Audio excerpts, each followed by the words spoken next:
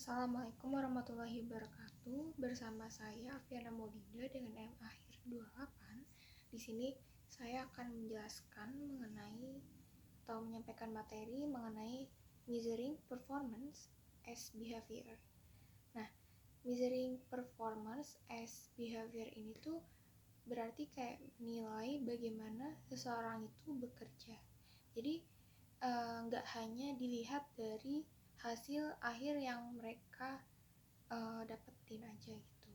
Nah, measuring performance as behavior ini tuh berfokus pada proses, kemudian kompetensi, dan action yang dilakukan saat menjalankan tugasnya.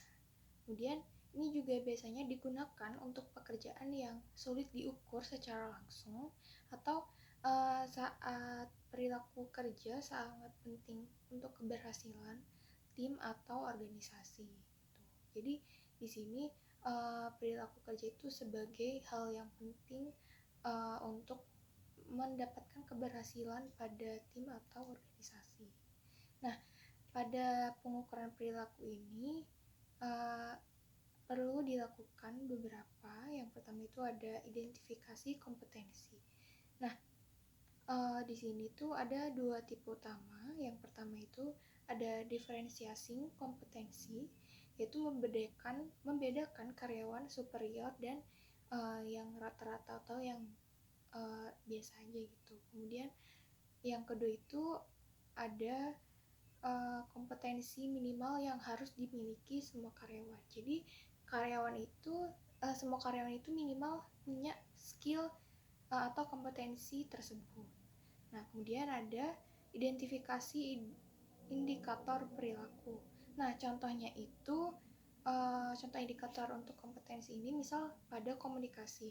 Nah, di situ gimana kemampuan si karyawan ini menyampaikan ide atau gagasan, kemudian mendengarkan saran, terus juga bagaimana dia itu menggunakan tata bahasa yang tepat. Nah, yang ketiga itu ada pengukuran deskripsi kompetensi. Nah, di sini tuh setiap kompetensi itu harus dijelaskan berdasarkan dengan definisi yang jelas, kemudian contoh perilaku bila kompetensi itu ada atau nggak ada gitu. Kemudian juga harus ada saran yang membangun.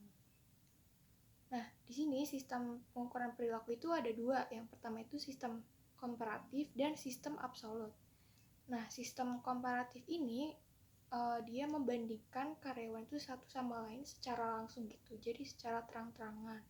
Sedangkan sistem absolut ini tuh membandingkan karyawan dengan standar tetap atau standar yang ada di perusahaan atau organisasi. Nah, dimulai dari sistem komparatif, di sini tuh ada beberapa jenis. Yang pertama itu ada simple rank order, di mana di sini kita mengurutkan karyawan dari yang terbaik kemudian sampai ke yang terendah. Dan yang kedua itu ada alternation rank order. Nah, di sini perusahaan itu memilih yang terbaik, kemudian yang terburuk, kemudian ada yang kedua terbaik dan kedua terburuk dan sebagainya. Terus ada paired comparison. Nah, di sini itu perusahaan itu membandingkan setiap karyawan dengan semua karyawan lain secara berpasangan gitu. Jadi kayak membandingkannya itu secara berpasang-pasang. Terus ada relatif persentil, di mana di sini perusahaan itu menilai posisi relatif karyawan pada skala 0 sampai 100. Jadi kayak lebih di rate secara persentase gitu. Dia tuh udah ada di posisi mana gitu. Terus ada force distribution, di mana membagi karyawan ke dalam kategori misal 20% terbaik, 70% rata-rata, dan 10% terendah sesuai distribusi yang ditentukan. Nah, sistem komparatif ini ada kelebihan dan kekurangannya. Nah, kelebihannya itu yang pertama ada udah diterapkan dan dijelaskan. Kemudian juga yang kedua ada mengurangi bias penilai seperti selalu memberi nilai tinggi atau rendah. Yang ketiga itu cocok untuk keputusan administratif biasanya itu digunakan misal kayak untuk promosi atau bonus dan PHK. Nah, sistem komparatif ini juga cocok untuk lingkungan yang sangat kompetitif gitu. Nah, kekurangannya dari sistem komparatif ini, feedbacknya itu kadang kurang spesifik. Kayak karyawan itu hanya tahu urutannya, bukan apa yang harus diperbaiki gitu. Jadi emang di sini sistem komparatif ini agak kurang detail. Nah, di sistem komparatif ini juga berpotensi untuk menimbulkan konflik. Terus juga bisa menurunkan teamwork dan demotivasi. Nah, sistem komparatif ini juga nggak cocok nih untuk kelompok yang kecil atau pekerjaan yang sifatnya itu kolaboratif. Terus juga di sini pada sistem komparatif itu bisa memunculkan atau ada potensi masalah hukum jika karyawannya ini tuh merasa dirugikan. Nah, kita beralih ke sistem absolut. Nah, di sini sistem absolut itu ada beberapa jenis. Yang pertama itu esai. Nah, di sini penilai itu menulis narasi berupa kekuatan, kelemahan, dan saran pengembangan si karyawan tersebut. Kemudian ada behavior checklist. Nah, jadi di sini tuh ada daftar perilaku yang harus dicek jika muncul pada karyawan. Kemudian ada critical incident. Jadi di sini penilai itu mengumpulkan contoh nyata perilaku pada karyawan yang mungkin ada yang nggak efektif dan yang efektif gitu.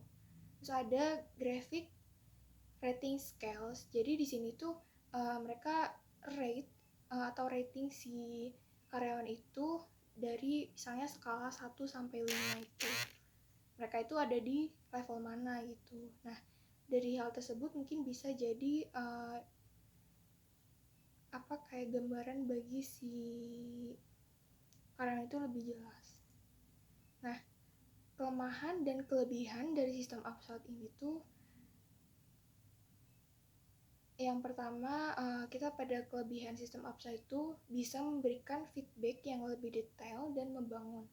Nah, karena di sini posisinya lebih kayak tuh personal gitu, jadi bisa memberikan feedback yang lebih detail gitu.